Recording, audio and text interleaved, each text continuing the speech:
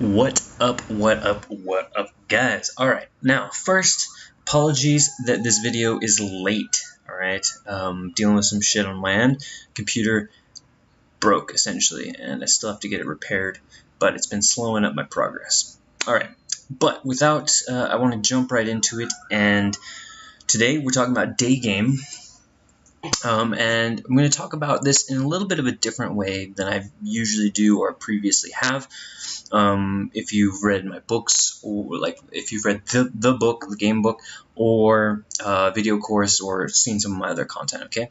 So this time, rather than breaking down all the steps exactly in the same way as I have before, I'm going to do it in a little bit of a different way, and I think that's going to be interesting and enlightening for some of you guys who have maybe already read those things but are interested in a different perspective, and for those of you who haven't even read those, it'll be great as well. Okay, so let's get amongst it. So today we're going to be talking about the two pillars, I guess. We're going to talk about Daygame through the lens of relax and arouse, okay?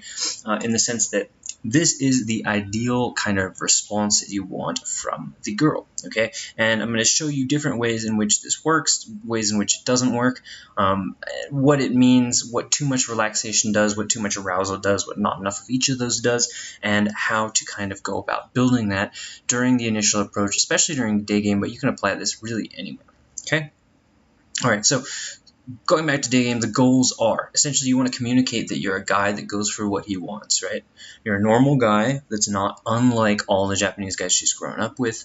You're able to communicate. This is actually pretty important. And this doesn't just mean like you're able to speak Japanese or whatever, right? What this mostly means is you're able to have and continue a conversation with her, communicate that there's no kind of there's not a lot of stopping, there's not going to be as many awkward moments. Now, if there are, if you guys legitimately don't share a language, or if there are legitimate language issues, it's not a big deal. Don't worry about it too much. But ideally, you know, this is the goal, right? You should be able to communicate somehow. And the key here is communicate, right? Because, you know, this includes using your phone, using Google Translate, using English, using Japanese, using other languages. You need to be able to communicate with her somehow. And, you know, you kind of always are. But if you let the language part of it become too much of an issue, or if she feels like it's too much of an issue, it's going to make it difficult to meet her again, okay?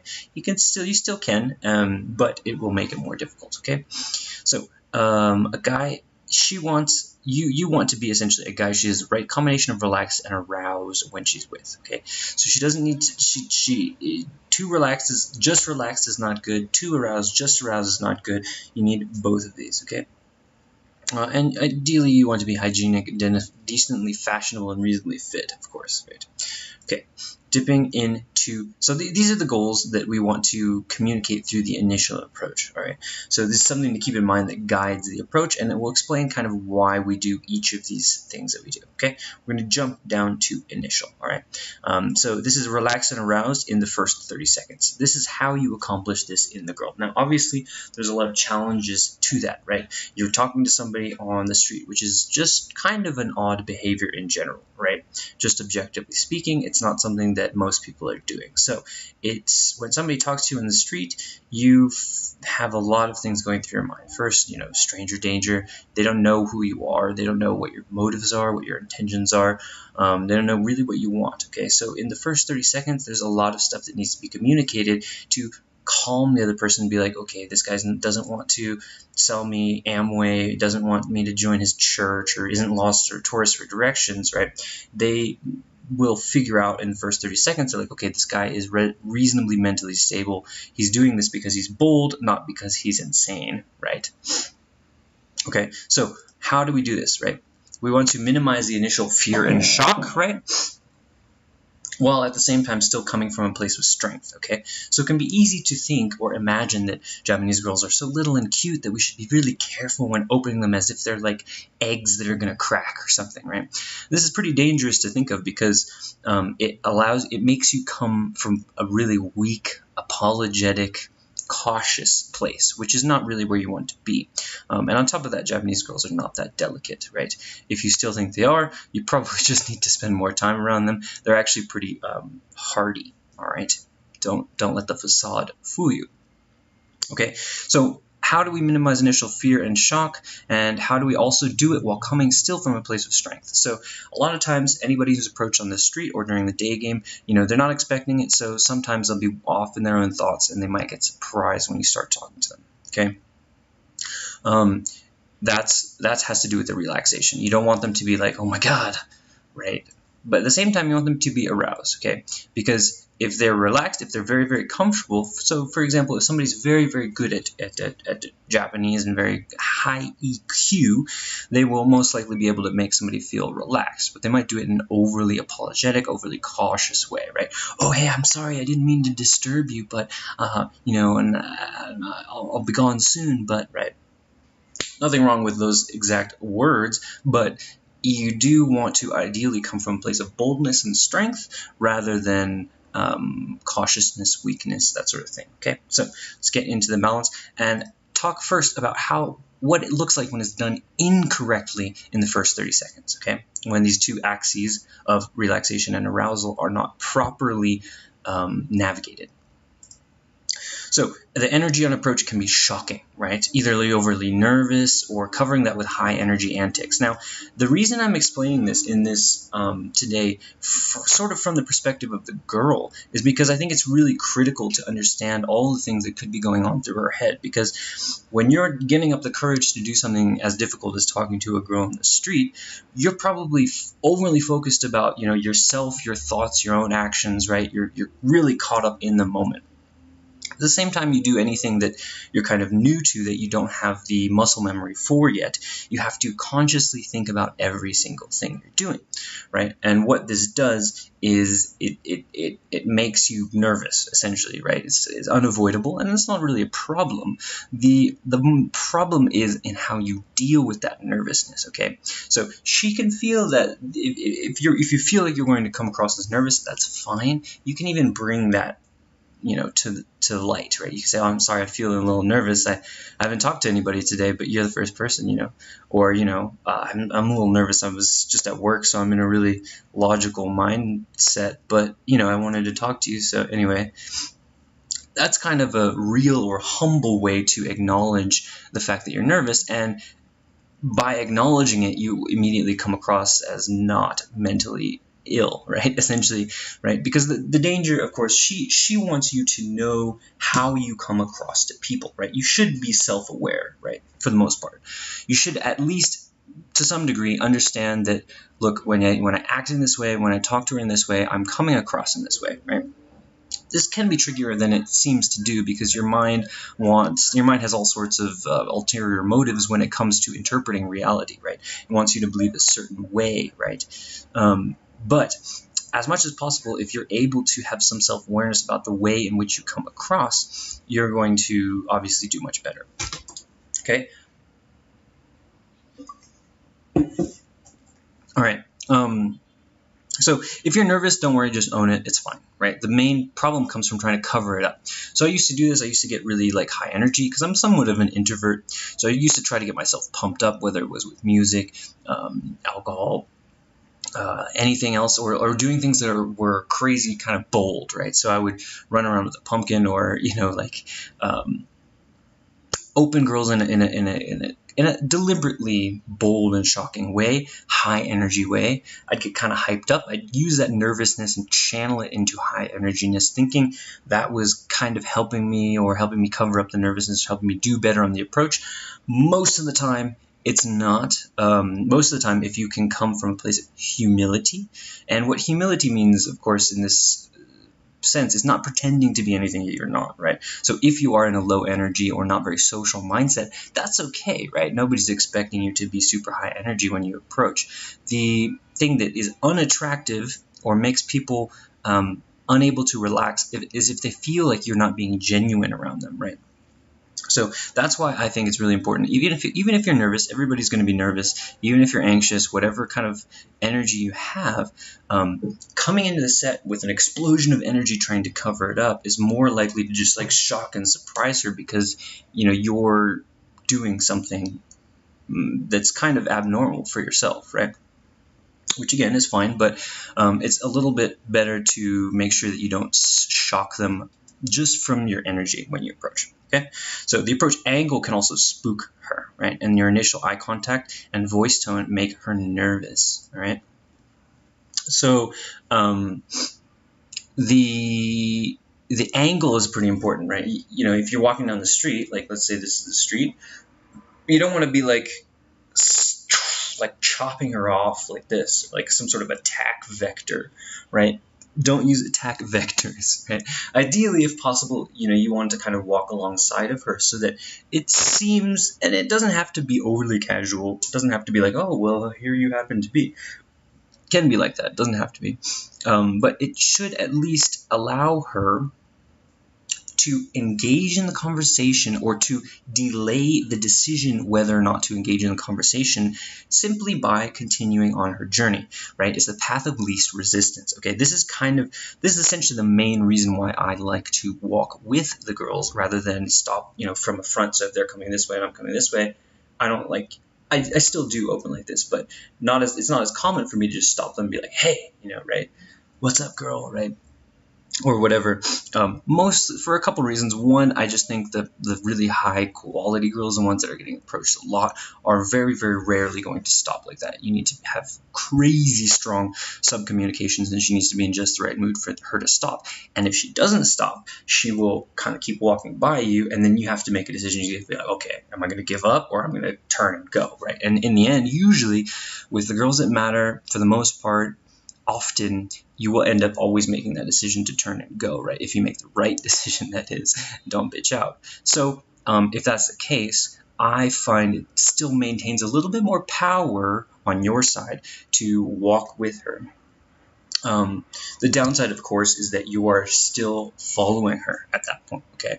And we'll talk a little bit about how to switch that up a little bit later. Okay, so done incorrectly, yeah, the approach seems incongruent and your intentions are unclear, you seem uncertain, right? The girl is unsure if you're mentally stable or violent or not or whatever, right? Girl's unsure what you want and she wants to leave, right?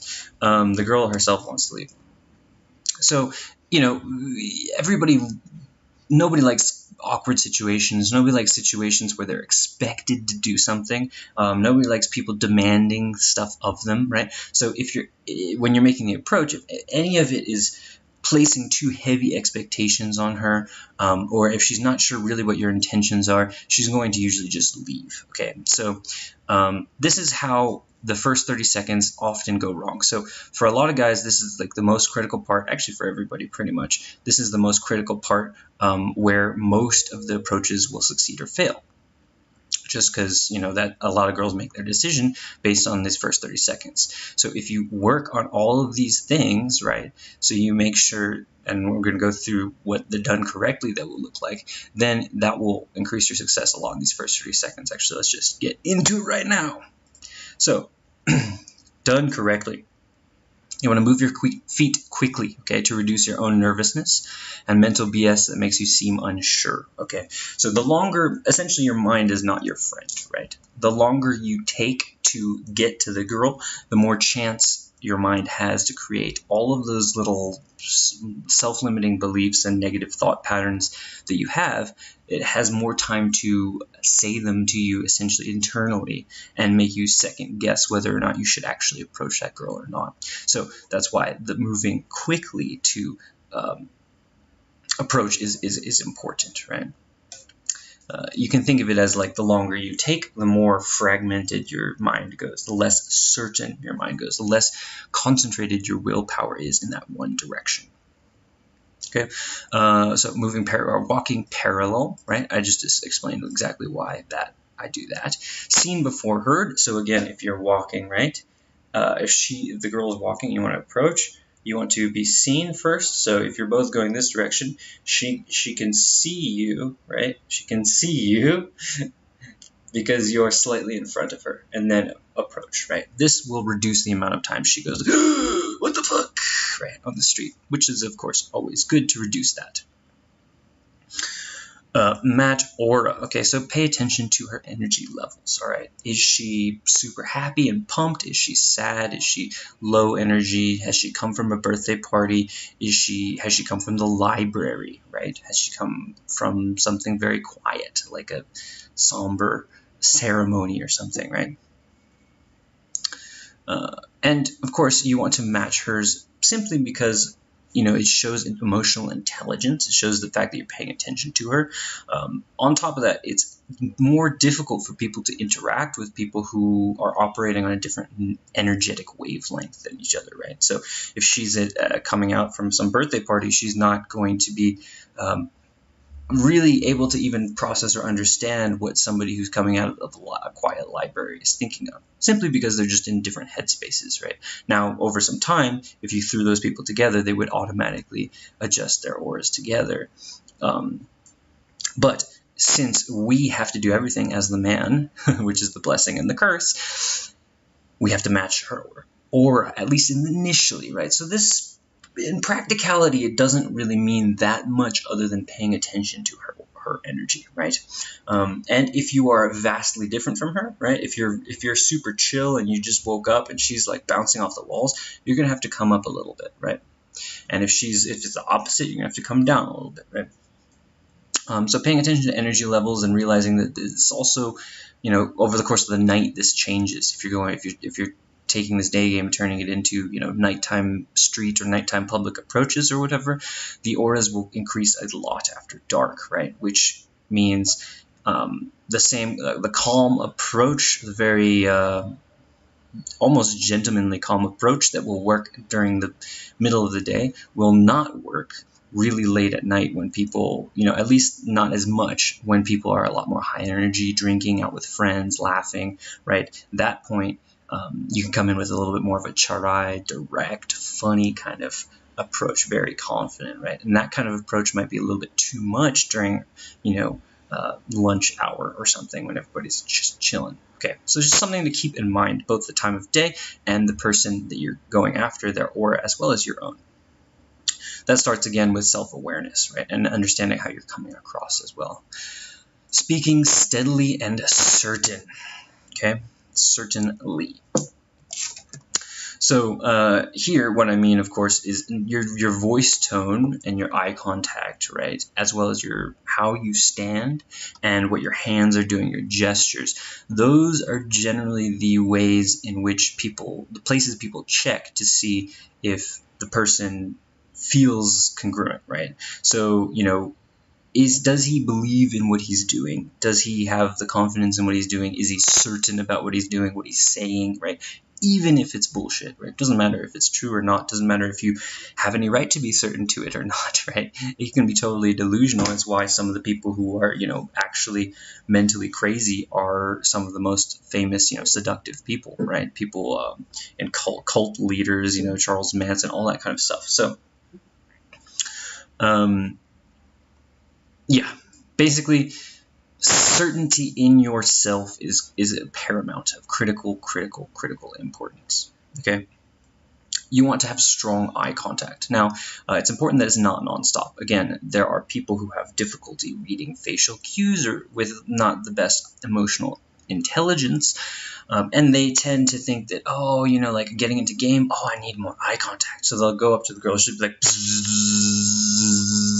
right? And it can get to be a little bit intense. Now, that said, if that doesn't sound like you, if you're more kind of a timid guy who's used to like going up and like quickly kind of breaking eye contact with girls, you do need to work on strengthening that and feel and hold eye contact at will, okay?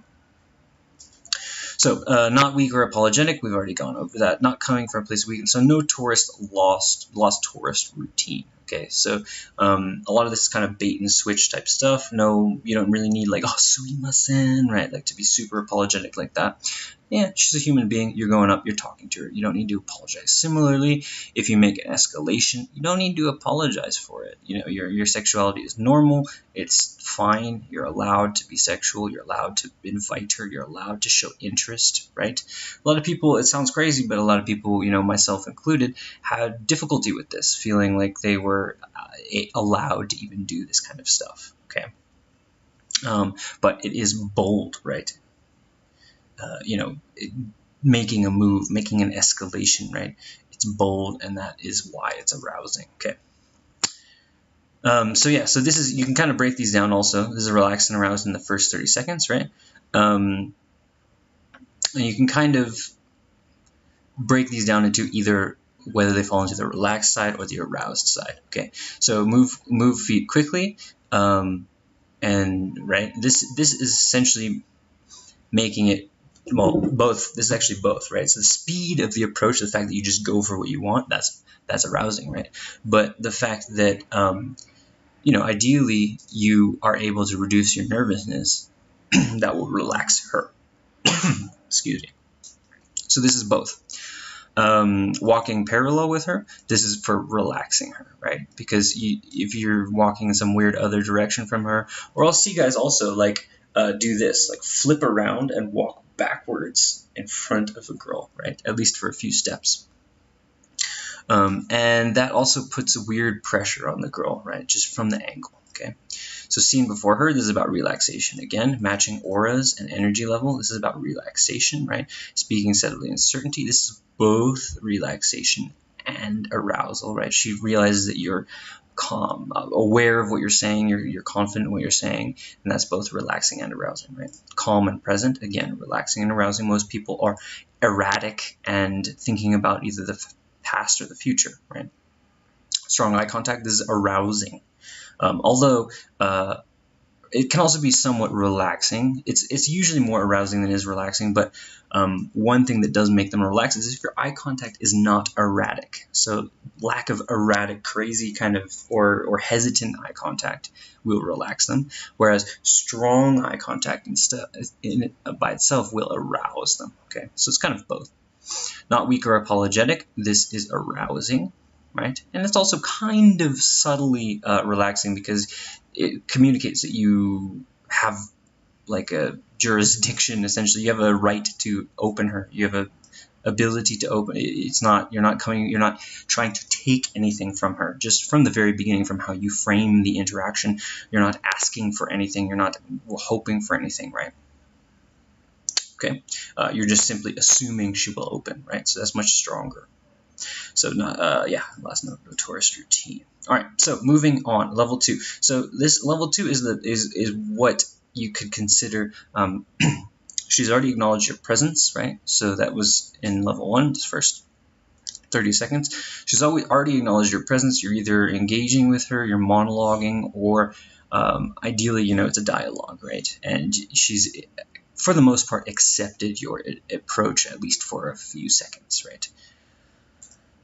So here you want to demonstrate normality. You do this with the agenda. So I was just doing X, but what about you? What are you up to, right? And I bolded these just to bring special notice to the tenses. So the first, you offer up your past tense activity. So I was just having lunch with my friends back there, but what about you? What are you up to, right? And you can mix these up. You can change all of the phrasing of all of this, right? You can make this an assumption. You can be like, oh, I was just eating coffee with my friends, but are you shopping here, or, right?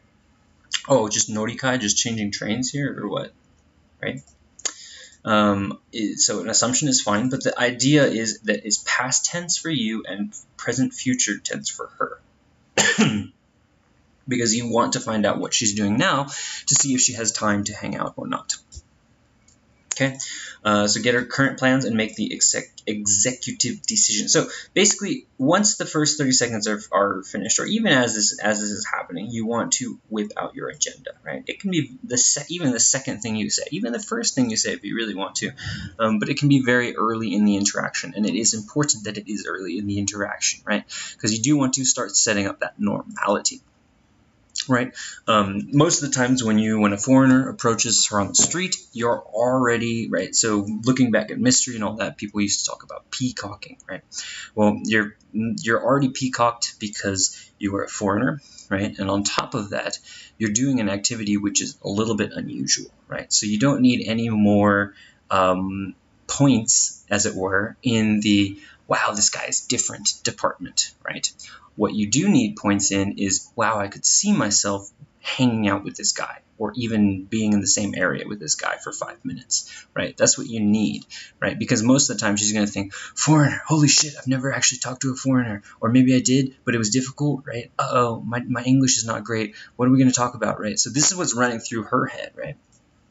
And so that's why all this stuff, such as communication, is important, right? Because you need to show her that it's possible to communicate, right? The two of you, right? Okay, so that's why we have the agenda, right? In order to make yourself seem more normal, more real, make yourself seem so not, right? Oh, shit, just knocked over my water. I'm gonna pause this. All right, so I added this while I was at it, and basically the fact that you have your agenda helps, and your normality also helps by saying you're not a scout, tourist, religious zealot, Amway rep, or Filipino scammer, etc. Right? And what this does is allows her to intuitively understand the reason you're talking to her, right? And most girls are not that stupid. So whereas in other countries you might approach a girl with a very direct compliment, I personally find in Japan that doesn't help as much. If anything, it allows them an opportunity very early in the interaction to say no, right? But if you're not selling or if you're not offering anything, then there's nothing to say no to, right?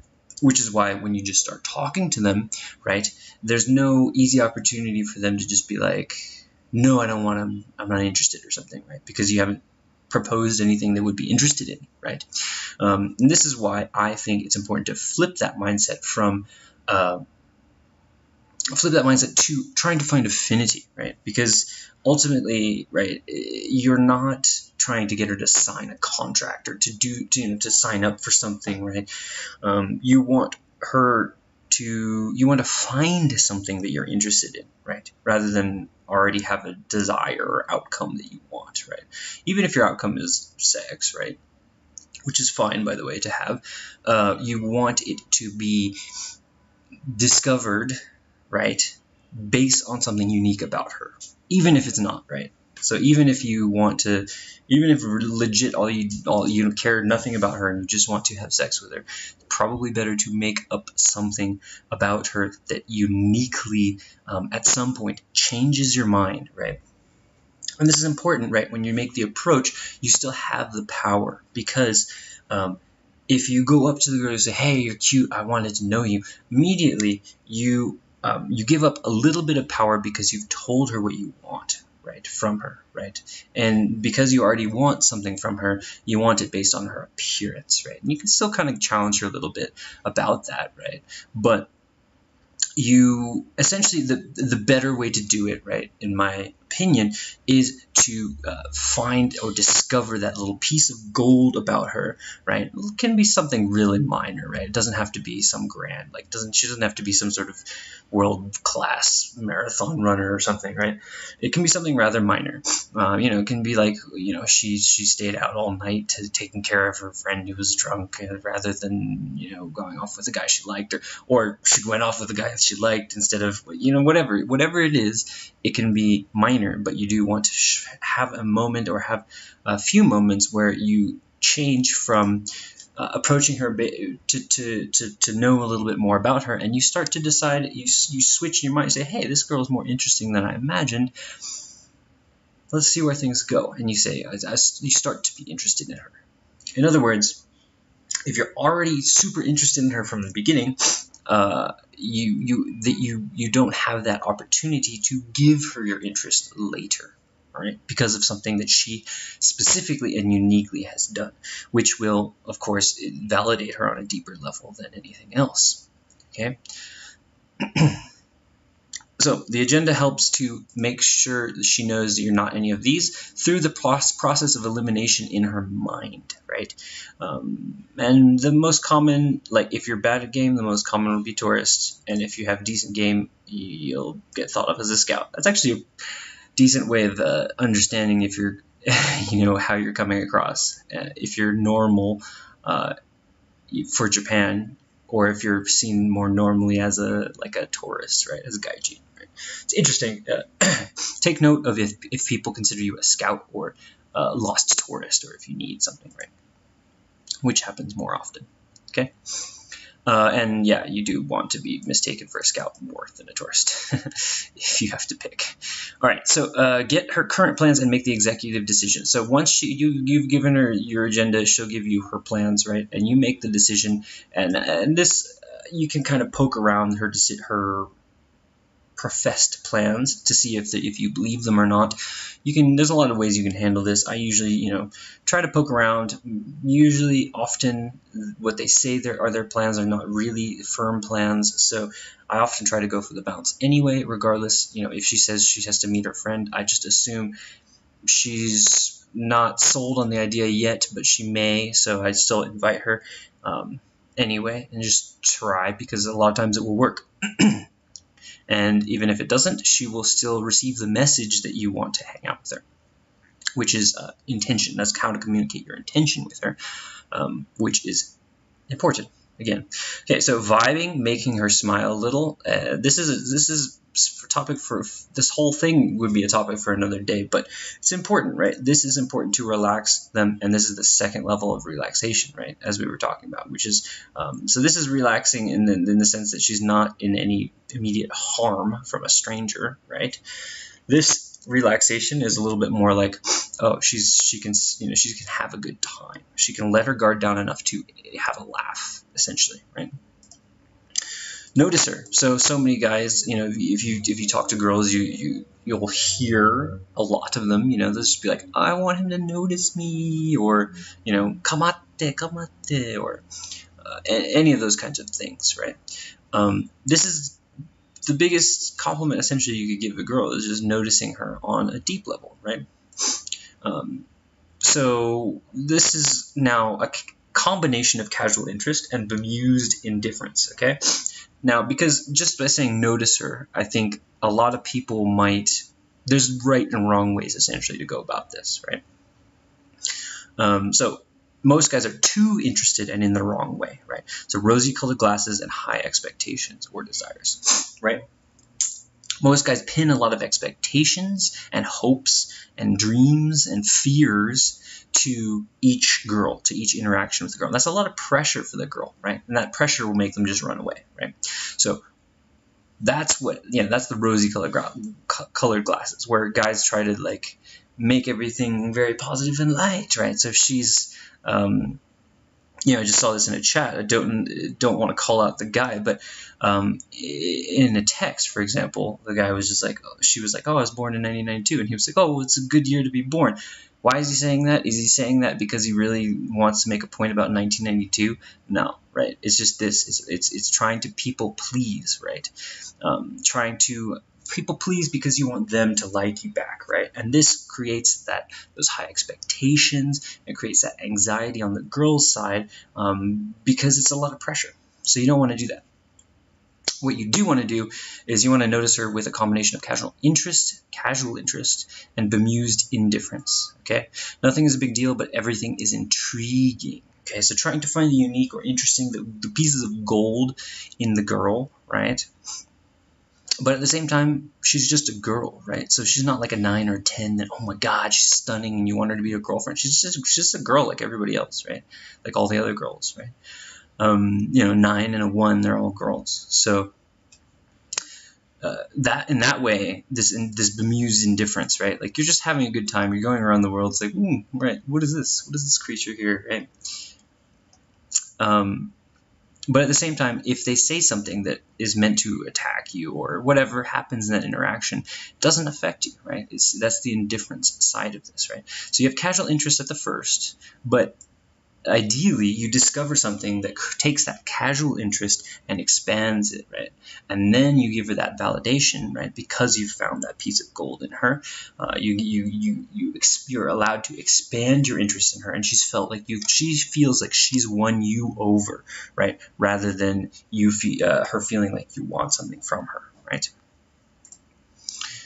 Okay, so getting compliance also raises arousal. So whether that's stopping on the street, getting the line, or bouncing, right? Getting compliance, but I'm also going to add, and trying to move interaction forward raises arousal. So the important word here is trying, right? Because you don't even need to succeed in order to raise the arousal, right? you can fail, right? Essentially. And it's what we were talking about before. Even if she has plans, apparently, you can try to cancel her plans. You might fail, but it will succeed in increasing the arousal, right? Because you're putting your needs and desires out there for the world clearly, and you're giving the world an opportunity to align to it, right? You're not trying to sneak around or get things some weird way, right? You're pretty directly going after what you want, right? And that's powerful. So that's arousing. All right. So level 2, the first 5 minutes done incorrectly. All right. So you could seem like a clown, like a character or caricature of yourself, ingenuine, overly foreign, or otherwise unable to relate to her, right? It might be not paying proper attention to her, not listening deeply rather than shallow, being performative rather than interactive, and cookie cutter rather than tailored, right? So you know, girls don't want to be the dotted demo E, like they don't want to think that anybody could just sleep with you, right? You don't want to have a cookie cutter approach, which is why I really don't like giving guys exact lines, right? And I think that ultimately when you make the approach, your mind should be almost zen, like a lake, right? Like a calm, tranquil lake with no ripples, so that when you notice something about her, that small ripple, you're present, you're aware, and you're paying attention, and each approach is unique. She will leave feeling like it was a unique approach. It was genuine, right? Rather than going in and saying the same thing. Now, obviously, I know that it can be easy. You develop a routine, or you develop certain jokes, or you develop a pattern. Even this pattern itself, with the agenda and everything, is a sort of a pattern of it, in its own way. So it's inescapable to repeat yourself in some ways, but if you feel your approach is cookie cutter, or if you feel you're using a template and not really noticing the girl in front of you, that can be a problem that manifests in girls, not really wanting to hang out with you. Okay, so not listening deeply. So you need to listen deeply, right, rather than on a shallow level. Okay. Now, there's a lot of ways to think about this, but the simplest one is to just realize that not everything a girl says she wants, she really wants, and not everything a girl says she doesn't want, she really doesn't want, right? And you can think of this in a lot of ways, right? Girls are always saying they hate dating, they hate assholes, but they always end up dating them, something like this, right? Why is that? It's because the asshole is giving her what she needs on a deep level, not what she needs on a shallow level, right? So what she thinks she wants on a shallow level, what girls think they want on a shallow level, is validation and compliments from nice guys who do nice things for her, right? In reality, that doesn't arouse her, right? Which is why on a deep level, she wants somebody who doesn't put up with her shit, right? Who, if she says something that's wrong, they'll call her out on it. Who, if she does something lazy or stupid, they'll call her out on it, right? That's caring for her deeply because, right, just like a father, you want her to improve her personality. You want her to succeed in life based on merit, not based on birthright, right? Just because she's beautiful, right? Okay? So this is what I mean here by listening deeply rather than shallow. And the same thing goes for escalation, any sorts of other things. You might have girls who will say things like, oh, it's pretty fast to go to your house. But on the shallow level, they have to preserve their, virtuous feminine facade or appearance. But on the deep level, they want to hook up, right? Okay, and that's not everybody, but most, really. Okay, so that's done incorrectly, this level 2 relaxation and arousal. Done correctly, your interest in her seems genuine, not only about her appearance or your desire for sex, right? Your boldness and desire to know her and direct the interaction make her curious to see what's next. Secure in the strong leadership, right? She feels secure, almost like she's under your wing. She's protected, she's taken care of, right? And relaxed enough to let her guard down a little and have a good conversation, okay? Again, this is the relaxation part that you want. You want her to be candid, be open, be conversational with you, be responsive, right? And she needs to be relaxed for that. She thinks, wow, he's a normal, successful, fun, cool guy who just goes for what he wants. What would happen if I hung out with him more? Okay? This is ideally the impact you want to have on the girl, right? when she leaves, you want her to think these things, essentially. Wow, he's normal, successful, cool, fun, communication wasn't a problem, right? What is the next chapter in the story of this guy, right? What would happen? So the curiosity strikes her, right? Because ultimately girls are all about, right, hypergamy. They're all about trading up. They want to be with the highest sexual market value guy, the guy with the best status, right? And how does she know your status? Well, she knows your status based on how you interact with other people, because we're conditioned to respond differently. Just like a beaten dog will have his tail between his legs, and the king will walk around strutting his chest out, right? That is just how we are conditioned, right? It's very territorial. We are very much still hierarchical animals. So girls want that. Now, if you come up to her and you're able to do all of these things, she's going to be surprised, pleasantly surprised, right? Because you're going to excel where previous guys have only done reasonably well, or maybe not at all. Okay. So she must get the sense that whatever you want is congruent and not deceptive. It's better to be comfortable with your desires and intentions than try to mask them under false pretenses. Okay, so once again, sex, it's fine if you want it. It's fine if you pursue it. It's fine if you want it with her. Just don't try to hide that from her. You don't need to hide it from her. Now, that said, you don't also need to bring it to the forefront of the conversation all the time, right? You don't need to say, when you're inviting her out, hey, let's meet up and I would like to have sex tonight, right? Obviously, that's counterproductive. But hiding it, right, is not good either. All right, level 3. So all of this is the Daygame approach. This is what you have to do. That's pretty much it. If you can do all these things, right, and again, this is presenting in a little bit of a different way. It's more of a psychological, from the female perspective, as well as a little bit from yours, perspective on how to approach, all right? So this level 3 is getting on to the second half of the interaction. By that, I mean past the first 5 minutes. So it's not really the second half, but the first 5 minutes is all you need to get a number, right? Or to decide to bounce the girl. Most of the time, you don't need longer than this, right? You can wait 10 minutes or something, but by 10 minutes, you should have either gotten her line or invited her to something that day. Okay, and make that executive decision, be decisive, right? Okay, so this is either once you decide to go for the SNL or on the day 2. Okay, so if you've decided to go for the SNL, right, or next time you meet her, that's when level 3 relaxation and arousal is required, because it's in isolation.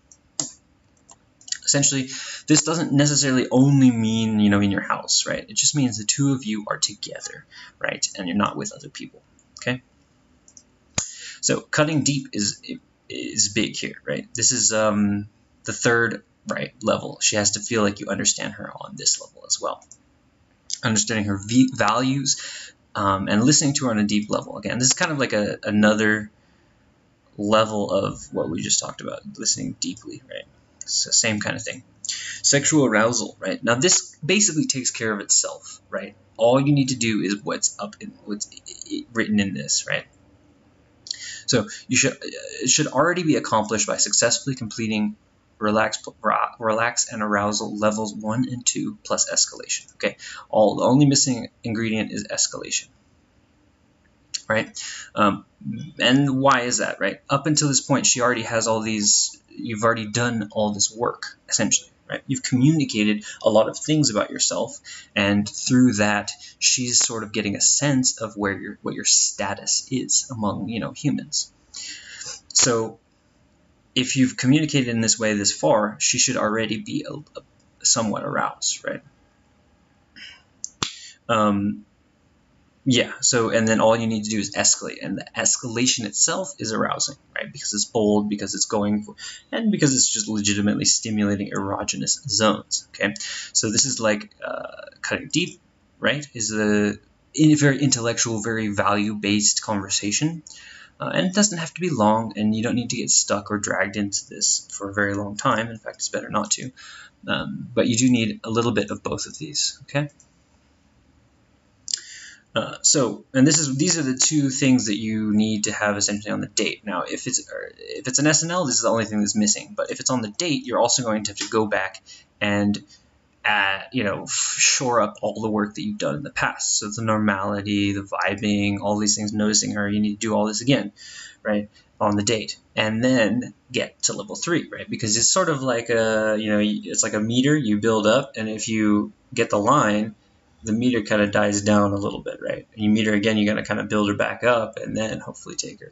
Whereas if it's an SNL, you can just take that momentum all the way there. Okay, done incorrectly. So done incorrectly would be too timid. Escalation done incorrectly is just basically too timid. Soushoku or too aggressive. Kawaii or shitsukoi with escalation, right? Or just not even doing it at all, right? Deciding that, in your mind psychologically, like I should just wait for the next one and then do that because X, Y, Z. You might just be giving up an opportunity, right? Done incorrectly, no real meaningful connection, right? And this is fine. You can still hook up, right? But it's a little bit charais, daredemoi, right? And that's fine for club nights, for night game when people are drinking. You don't really need to have too much of a meaningful connection, right? But it definitely helps, without a doubt. Done correctly, she feels relaxed enough to be private with you, right? And to be in private with you, and aroused enough to hope you make a move, okay? She feels you'll listen to her boundaries while still going after what you want. All right. So the important part here about listening deeply, right, is when she says something like, oh, it's too soon. You have to have the ability to kind of listen and agree and understand her position, while at the same time still going for what you want. And you don't have to be overly pushy. You don't have to be aggressive or anything like that. But ultimately, if you're listening to her while still going for what you want, most of the time you will, end up at the right outcome, basically. The key here is to not just listen to her on a shallow level and then give up based on something that you think is important but actually isn't. There's a lot of examples of this, and I'll make a video about this in a little bit of a later date. But all right, so not relaxed enough. So if you're all right, so these last two categories are essentially at any point in this whole interaction, whether it's the first 30 seconds, the next 5 minutes, or the rest of the date/day. At any point, if she doesn't have enough relaxation or arousal, or she has too much of either, she will make an excuse and leave, okay? And so hopefully this will break down some of the reasons why you might lose a set, right? Okay, so if you're not relaxed enough, she will feel uncomfortable around you, right? Seems pretty straightforward. She will worry about if conversation is even possible, right? She'll be scared of your physical presence as a man. She'll be scared you won't listen to her or pay attention, if she wants to stop, right? Or leave, right? So keep in mind, if you think some of these things happen, right? If she feels uncomfortable around you, if she's worried about if the conversation will be possible because there's too many like lagging, weird, awkward pauses or something, right? She might be not relaxed enough, right? And she's just going to leave. She's going to be like, okay, I have to go, right? Bye, right? If she's scared that you won't listen to her or pay attention if she wants to stop, leave. So if you haven't been respectful of her boundaries, now it's tricky because you do want to be persistent, but you do also want to be respectful of her boundaries, right? So you need to listen to her when she puts up resistance, right? Not bowl over it, not ignore it, but at the same time continue with whatever it is you want to happen, right? Okay, and lastly, if she's not aroused enough, right? Initially, this will start as boredom, right? So in the first few seconds, if she's not aroused enough, she's too comfortable in the first 30 seconds or 5 minutes, she'll just get bored and leave or not call you again because she's just bored. Straightforward. Later on, and this usually means like level 3, it's a lack of sexual interest if she's not aroused enough. So she'll think of you as just a friend, right? And this is classic friend zone style. These are some of the kind of not... Actually, I realized I forgot to add the enough. Hang on a second. All right. And so here we have too relaxed. If you're too relaxed, you'll think of you just a friend, not in the mood. She doesn't feel subordinate or feminine, right? She has to feel feminine, right? In her feminine energy, right? If she's too relaxed, she can't feel like that, right? She doesn't care if she impresses you or lives up to expectations, right? Or maybe you don't have any expectations for her to live up to, or you're already impressed even though she doesn't do anything, right? In which case, again, too relaxed and she's not going to be attracted. You want her obviously to care, right? To try to impress you, to want to live up to your expectations, right? In this sense, she has to try a bit. She's going to feel a little bit anxious, right? The opposite of nervousness, right? Or relaxation would be a little bit nervous, right? In this case, we talk about arousal, right? That is good nervousness.